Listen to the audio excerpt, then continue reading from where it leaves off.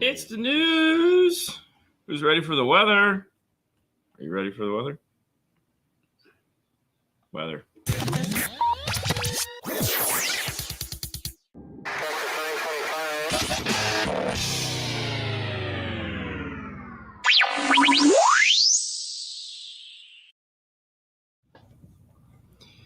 How is the weather today, Fernando?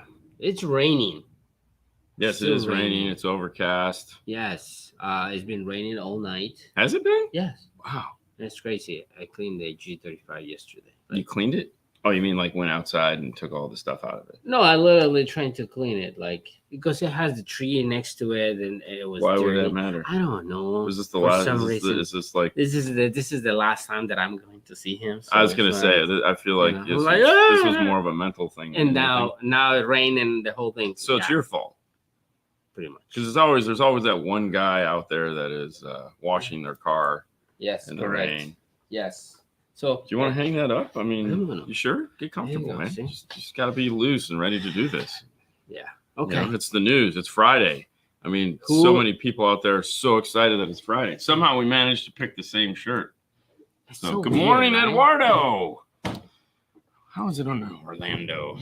Nice intro. It's all Fernando, bro. How you doing, Lance? How you doing? Hello from Boston, Mass. Morning, guys. Northern Indiana checking in at 30. Like the cold front that came through this week, both in the north, we had it here just to give you an idea. It's like it was like 42. That's normal for the Pacific Northwest, but buenos dias, caballeros. Pueblo, Mexico, checking in. 34 in Chicago. Bang bang. Chicago. That's from the movie. Chicago. Bang bang. Well, that's what we say, Chicago. Well, it could have. You never know. Bobby's checking in at 53 degrees. That was weird in California. 42. It's sunny with a high of 64. Well, there you go. That's gonna be a nice day. You guys can send it to San Diego. Yeah. Well, Pizza Dave. Good morning. It's sunny. 21 here in Vermont. Oh, the pizza of the week is another one with lettuce on it. Oh, nice. Yeah. I don't know about what it is. You put lettuce on a pizza. It's got to be lettuce. Like I prefer shredded lettuce on my pizza, not leafy lettuce. And spinach sucks. The weather is really bad in Orlando. I want to stay home, watch movies. Ooh, dude, that's great. I'm with you on that. Roadhouse, the new Roadhouse. It's in Prime. Yes. I want to go watch it. That's my plans tonight after Dad's. Yeah. Is to come home. Although I need to do my taxes.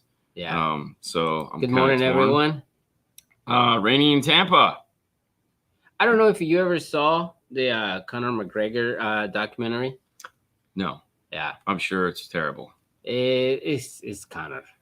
Yeah, like I said, I'm sure it's terrible. Finally, snowy and 24 in Minnesota. I know, like these last, and it's funny too because like we get it here, we get that last like cold blah, and then it's like I feel that next week or whatever, it's just gonna go straight up to 90. Yes. And it'd be like, it's going to be that way until December, and it's like, it sucks. I mean, that's what it does. It was 70 here a week ago, 40. Yeah, exactly. Roadhouse was good. Look at these dude. It's like, it's really good. The new Roadhouse is really good. Look at y'all have time. I just don't. How do you guys like the stereo integrity gear, components and subs? Have we put a lot of it in? I don't think we've done a lot. We had one customer, probably one, that is a big fan of it, and we've done like 2 of his cars where we've used the stuff, but not enough to actually like have an opinion that matters. So I mean, Ryan's almost done in Daytona, Florida. It's because it's moving. This I don't know what it's doing. I'm not a weather guy. I have no idea. Saw Roadhouse last night. Wow, I'm glad it's good because I need a good movie. Partly College 55 in East Tennessee. Woo, West Virginia checking in at 26. Dude, yes, new Roadhouse was great. Okay, so I say we take Eduardo's and we just call it a day. And all right, guys. Well, thank you so much. We're gonna go see Roadhouse. Yeah, for sure, right? I mean, well, we have news for you this morning. Yes. Not a lot of news, but good stories. Good stories nonetheless. Sure. As always, I like to start with the new product news because I feel like that is the most important thing. But before we get to that, we'd like to thank the good friends at CE Outlook for providing us with the news. When they do their job, we can do our job. So that's what really matters, is being able to do that. And with that being said, let's just jump right into it. JL announces. Whoa! What do you do? I did it like this instead of doing it like this. Perfect. So there we go. JL announces and ships 2 new speaker series. Yes. So JL for years has had the W7s or the C7s. Let me rephrase that. They've had C7s. And I feel like they've had every number in the alphabet. Like they've had C1s, C2s, C3s, C5s. Now they have C6s. Yeah. Yay. And cool. Like if you're a JL fan, you get a silk soft dome, you get a cast aluminum basket. Yep. But I feel the story really isn't that particular speaker. The story is the one you have popped up right here, which is the Custom Fit series. Yeah. So they've come out with 2 new speakers, and I'm thinking we got to buy one of these. Like I got to talk to the guys because I need to get my hands on one. For a second, the first look and I saw the grill, I'm like, oh, I know that speaker.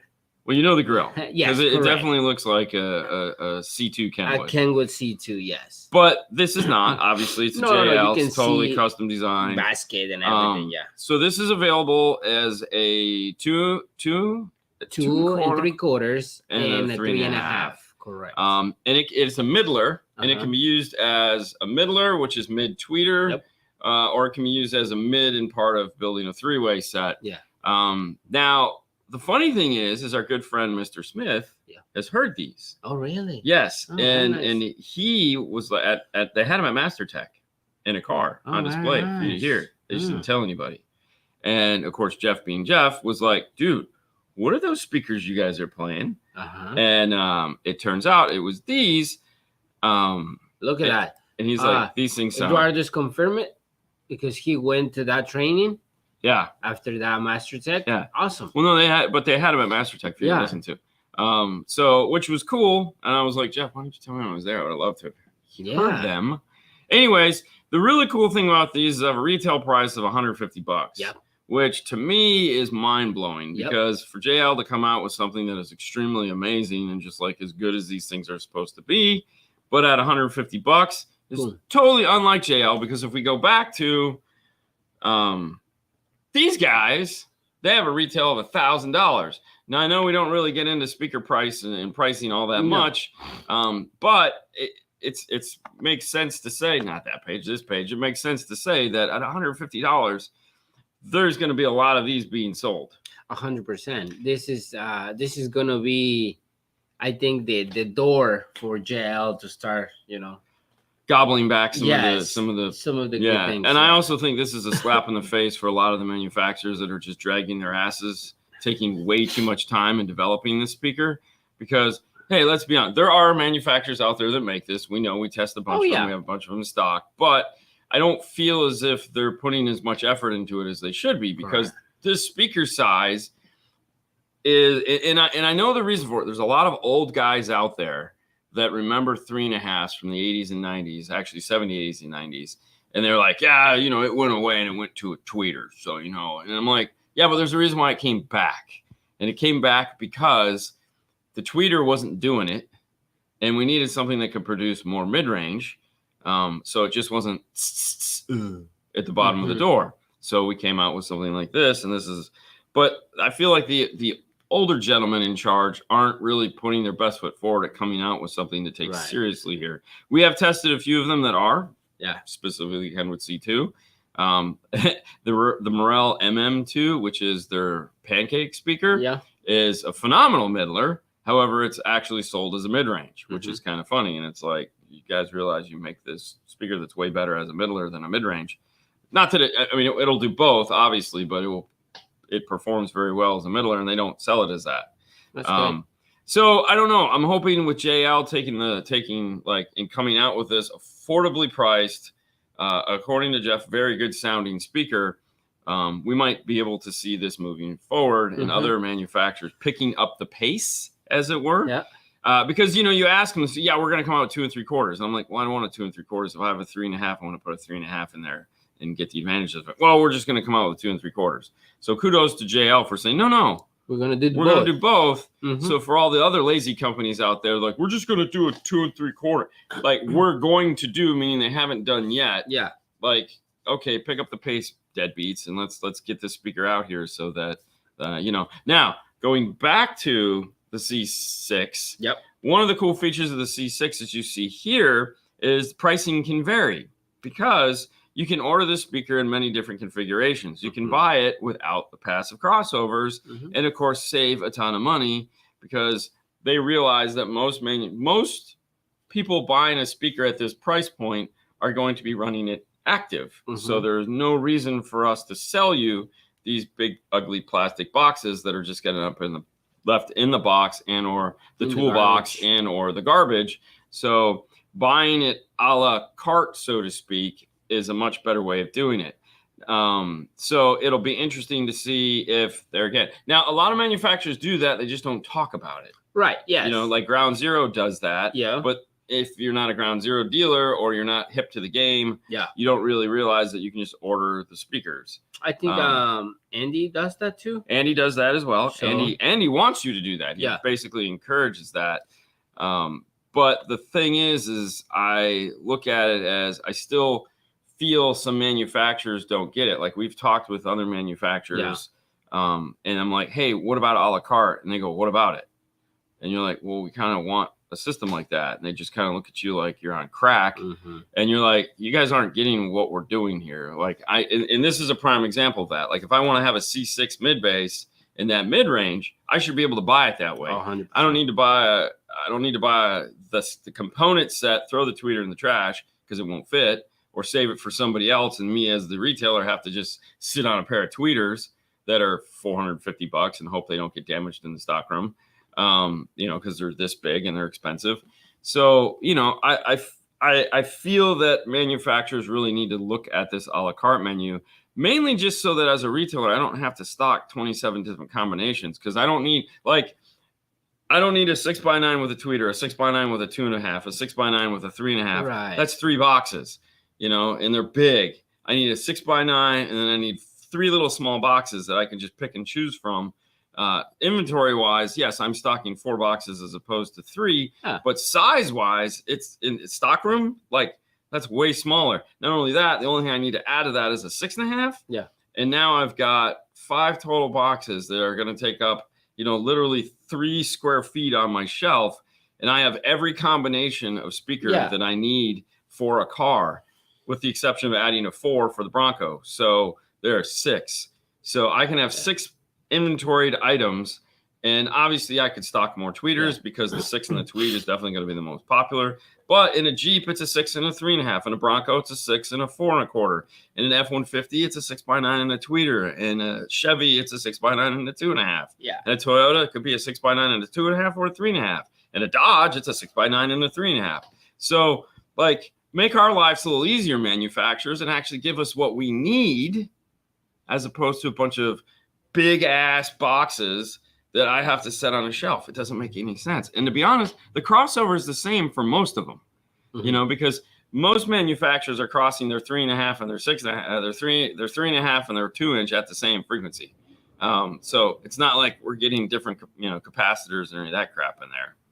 And then a la carte also helps shop installers to solve different problems in the shop in different scenarios. Exactly. Case in point, Eduardo calls me up one day and he's like, man, we're working on a Chevy. I'm putting this in there. And I said, make sure you put a 2.5 in the dash. He's like, I sold him a tweeter. I said, put a 2.5 in the dash. Yeah. Sure enough, he listens to me, puts a 2.5 in the dash, and he calls me back. He's like, thanks, man. That saved the day. So it's one of those things where these manufacturers are really not getting it. And the argument I had at SEMA with one of them was like, well, your competitors are doing this. You can go buy a la carte speakers from Audison in the Prima line, which is really nice. So I can buy a 6-inch mid bass and a 4.5. But if that's not what the customer wants, I just feel like manufacturers really need to really need to look at like what do the dealers want. Now there's plenty of dealers out there that want just solutions, you know, and that's cool. Yeah, they want to fill the gap. Yeah. So I'm sure there will be. I mean, why would there not? Why would you not? Yes, so I mean, it's okay. There again, the story is they come out with new stuff. The conversation is here's what we really want. Yeah. So, no, I like that style because in the end of the day, I want a Domino's system. A Domino's system? A Domino's system that you can call and say, I want this specific topping, you know, like just pick whatever you like and just build, build that system from that. You know, these manufacturers aren't keeping up with the demands of the vehicles that are coming out, and that backwards way of thinking just needs to change. And it's not like it's a huge change. No. It's just they're set in their ways. A lot of old guys running the industry that it's just like, you guys need to pull your head out of the sand and or retire. 18-channel DSP amp from Helix. Woo, woo, woo, woo. So what we got here is a 20-channel DSP. 20-channel DSP, yeah. With 18 channels of power. 75? Three of the sets? Is it 3 of the channels or 3 of the sets? Can do 2 ohm. Yeah, up to 160 watts per channel at 2 ohm. So there's 3 channels that are high power for subwoofers, which is cool. But there again, what we got here is 18-channel DSP, and I know what makes this 6 channels designed to high current. There you go, and can produce up to 160 watts. Yeah. So now one thing to keep in mind about Helix is they're non-bridgeable channels. So none of the channels are bridgeable in a Helix amplifier. They're all overclocked and whatever, and they don't. So the one downside to Helix amplifier as opposed to, let's say, an Audison amplifier is you can't bridge them. Now Audison also has their version of this amplifier coming out. I believe it was at MasterTech. It was at one of the events. They had it like a mock-up of it sitting on the shelf. So but 18 channels. But what makes these unique, as most of the Helix amplifiers will do, as well as a lot of these big multi, 12 in, 12 out, is the 12 in part. So this has the ability to take 18 channels of input and do the 18 channels or 20 channels of output. So you can pass through the amplifier. So it's probably 20 channels of input. It's it's 18 channels, 18 channels and 20 and 20. So 18 channels of input, 20 channels of output. So that is important. And the reason why 18 works is because, like in a German car or an English car, like a Land Rover or something like that, most of the time it's not a full active system. So like the mid-range and the tweeter are one channel. So you would bring both of those in, and then you could split them apart in the amplifier if you wanted. You don't have to, but you can. But the fact that it's a pass-through 18 in, 18 out is what makes it important, because what a lot of you guys ask is, I'm going to integrate into this stereo, and I have this 6-channel DSP, or I have this 8-channel DSP. And we're like, yeah, but you have 10 channels or 9 channels of audio. What channels are you willing to pass up? Like you're not going to use. One that pops into my head is like a Honda Accord has, active front, 4 channels in the back, center and sub, which is 10 channels of audio. Most people aren't willing to buy a 10-channel DSP because it brings the price up significant. Not that this is very cheap. So, we forego the 4 channels in the back, which gets us down to more reasonable 6 channels, and we can use those 6 channels to create the audio we need for the vehicle. However, in some vehicles, Land Rovers, and some Mercedes that don't have interfaces, most of them do now. But some of these more exotic, newer cars are coming where there's nothing available for them. You want to do a pass-through, meaning you want to bring speakers in and you want to amplify them out. So 18 channels going forward is going to be really fun. Now, the other advantage of this is as we start to get into multi-channel arrays, meaning like, even though the unleashed BO system in an F-150 sounds like total dookie, at some point, because it has speakers in the ceiling, somebody might want to do Atmos. Though it's weird and most of you guys won't like it. This would be an amplifier that would give us the ability to retain all of those speaker openings. Well, like they mentioned, like Tesla now have 14 channels. You guys have plenty of channels for this. What I like about this specific one piece with 18 channels and 28 DSP channels is it's one piece. Normally when you want to do that many channels, you have to add multiple standalone DSP in different amplifiers sometimes, because it's like, okay, we have that much. And these cars, they have harder and harder and harder to put some stuff in. Yeah. That one piece, done. Yeah. Well, and there again, we just did the Alpine system with the 12-volt or 12-channel Alpine DSP amplifier that they're not selling as an a la carte at the moment.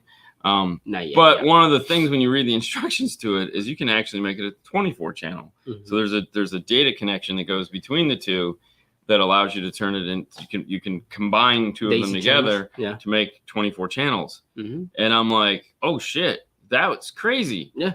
But there again, a lot of people look at this, they say 18 channels and they want to start bridging channels. Yeah. And it's like, you can't do that with the Helix. This is literally made for 18 channels of fun and excitement. I mean, 75 watts is a lot. So it depends on the efficiency of the speaker, which is cool. Also in the news, Gary Bell wins Lifetime Achievement Award at MasterTech Expo. Now, we've talked about this before, obviously, because we've done enough MasterTech Expo recaps. But one of the things that a lot of you guys that have heard of Gary before, haven't heard of Gary before, he does a podcast with Matt Schaefer called The Old Fashioned Podcast. They interview people in the industry. Mm-hmm. I've had the honor of being on the show twice, actually, by accident, but once doing a full interview. It's a great show that you guys should check out. They're very long episodes, so if you like 3 and 4 hour shows, podcasts, it's fantastic. Typically, if I have one, I'll start at the beginning of the week, and it'll take me through the whole week, and I get to hear Gary and Matt's voice in my ear the whole time, which seeing him in person does make it kind of awkward at times. One of the other thing, too, is Gary has gone off to work at Stinger in California. He does not work here at the Clearwater, Florida place. He stayed out in California at their Toronto warehouse, where half of the division is at. So he's going to be dealing with audio there. But winning the Lifetime Achievement Award was pretty exciting, and we were super happy that he was the one that got it. The purpose of the Lifetime Achievement Award at MasterTech is to award somebody that is not at their grave, is right in the middle of their prime, meaning that they've had a great first half. And here's, and we can't wait to see what you do with the rest of it. So it just turned out when he won this award, he also got a new job and started a second part of his life. So it was almost like perfect timing for him to get this award. But I encourage you guys to go listen to their podcast. It's fantastic. They interview some of the greats. I mean, all of the greats. So it's pretty cool. Yeah. But anyways, go back to that. Let me turn that off. And believe it or not, that is the news. Yeah. How exciting is that? No, that's cool, And so here's the thing. It's a shame can't bridge some of those channels. It's just their amplifier design and the way they build things. You've never been able to do that with like a V series amplifier or a Max series amplifier. Some of their M line you can. Yeah. Because they're more conventional design, but just the way and the amplifiers that they use in those small footprint multi-channel amplifiers, they're pre-bridged. So you really can't, and there again, that's not the technical term for it. It's just those channels are overclocked and ready to go, and they're not bridgeable channels for whatever reason. Yeah. I just, I've heard multiple people explain it multiple different ways so they just understand what it does. But I'm like, well, you can run it at 2 ohm. And they're like, yeah, you can get more power. And there again, I feel that's a European thing, is they like to talk about how you can run it at 2 ohms, whereas here in the US, we typically just understand that it's going to be a 4 ohm load. Some of the speakers now are like 3.3 and 3.2 ohm. Yeah. So you will be getting more power out of it. But a lot of them aren't, which I still think is funny because, like, they're getting a lot of the European speakers that they tout this. They're not making the lower impedance speakers because they know for 90% of the applications, no one's going to use them for that. So, and if you haven't watched so Nan's really 6'5" next to the rock boxes. On the video, he looks like 4'1". Well, if you haven't seen that video, you gotta go to when you have to stay here in the channel and watch that video. It's cool. So. Yes. The good thing about Helix is you can run the outputs to separate Helix amps for a high level input. Yep. Yeah. But there again, you can do that with almost any amplifier. So most amplifiers have a high level input. It just depends on your voltage and what kind of input voltage the amplifier can take. Some amplifiers take 10 volts. Some amplifiers take up to 40 volts. Some take 20 volts. Some take 25 volts. It just really depends. Another good thing about the Helix amplifiers, they have load resistors built into them, so you easily just turn them on. And they do their thing, which they're getting a lot of the European amplifiers do that stuff. They're perfectly capable of having the load resistors. And one of the things that Helix touts is their AB compatibility, which also Mosconi has. So like when you're doing a lot of the European vehicles, their requirements are different than, let's say, a 20 ohm load that you get from like an LGD Green. So anyways, with all that being said, that's the news for you guys. Today is Friday morning. We have a bunch of stuff in store for the weekend. I'm sure we're not going to be sitting here twiddling our thumbs as much as I'd like to go back home and watch Jake Gyllenhaal be cool Roadhouse guy. If that's who he is. I don't know who's playing that guy. Anyways, Roadhouse guys, want to see that. We'll be back here tomorrow because tomorrow is Saturday, and we're going to be doing the Saturday Q&A show as always. Who doesn't love that? We'll be back Monday, of course. So we still have a full week ahead of you. Don't forget to tune in on Instagram. Definitely be going live today. We didn't go live yesterday as much as I wanted to because we were working on a Mercedes-Benz Metris, and it's just such a unique vehicle. I wanted to go in and show what we were doing, but we were up against the deadline, and it just didn't happen. And if you have more questions about installations and all that stuff, it's tomorrow. Yes, tomorrow at 6 o'clock, 5 o'clock. Yep. We can answer all your questions. Yeah, so for those of you tuning in the news for the first time, it's a news show. It's not a Q&A show like we typically do. Thank you for tuning in. Hopefully you got something from it. But if you have a question about your car, Instagram or the live show on Saturday. Thank you, guys. Are for that. You now know what we know as far as the news goes. Thank you, CE Outlook, for providing us with this. You guys go forward from Mary and have yourself a wonderful Friday. Fade to black.